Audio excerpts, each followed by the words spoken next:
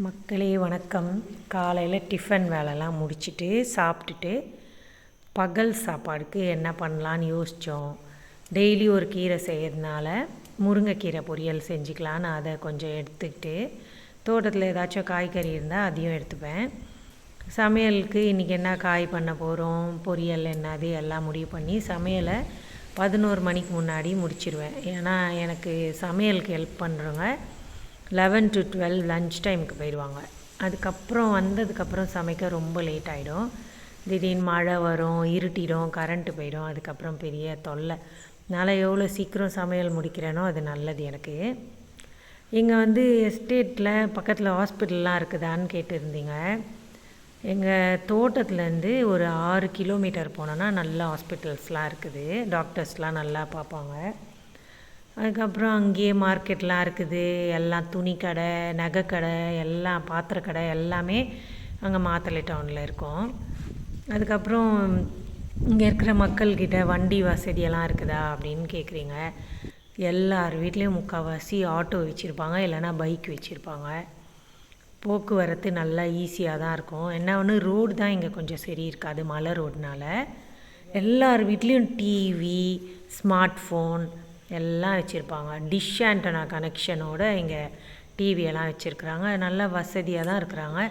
வீடு இருக்கும், சொந்த தோட்டம் வச்சுருப்பாங்க, தேயிலை போட்டிருப்பாங்க.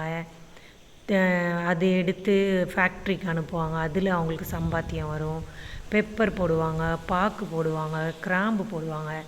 இங்கே இருக்கிறவங்க எல்லாருக்கும் முக்கால்வாசி தோட்டம் வச்சுருப்பாங்க. சின்னதாக ஓரளவுக்கு அவங்களுக்கு தேவையான தோட்டம் இருக்கும். சில பேர் கஷ்டத்தில் இருக்கிறாங்க தான், இல்லைன்னு சொல்லலை. அதுக்கப்புறம் இங்கே தோட்டத்தில் கொஞ்சம் பேர் வேலைக்கு வருவாங்க. சில பேர் வெளி வேலைக்கும் போகிறாங்க. சில பேர் வெளிநாட்டிலையும் வேலை செய்கிறாங்க. இந்த மாதிரி தான் இங்கே தோட்டத்தில் இருக்கிற மக்கள். இங்கே இந்து கோயில் இருக்குது, கிறிஸ்டியன் கோயில் இருக்குது. எல்லாரும் ஒன்றா சேர்ந்து எல்லாம் ஃபெஸ்டிவல் எல்லாம் பண்டிகைலாம் கொண்டாடுவாங்க. திருவிழாலாம் வந்தால் எல்லா மக்களும் ஒன்றா சேர்ந்து இந்த சாமிக்கு பொங்கல்லாம் வச்சு எல்லாம் இது பண்ணி ஒற்றுமையாக சந்தோஷமாக எல்லாம் கொண்டாடுவாங்க. அந்த மாதிரி தான் இங்கே தோட்டத்து மக்கள். நிறைய தமிழ் மக்கள் தான் இங்கே இருக்கிறாங்க. பக்கத்து ஊரில் சிங்கள மக்களும் இருக்கிறாங்க. அவங்களும் நல்லா ஃப்ரெண்ட்லியாக தான் பழகுவாங்க. இங்கே எல்லாருமே ஒருத்தருக்கு ஒருத்தர் உதவி செஞ்சுக்குவாங்க. எல்லாமே ஒற்றுமையாக எல்லா வேலையும் செய்வாங்க. பிள்ளைங்க ஸ்கூலுக்கு போகிறதுக்கு பஸ்ஸு ஏற்பாடு பண்ணியிருக்கிறோம்.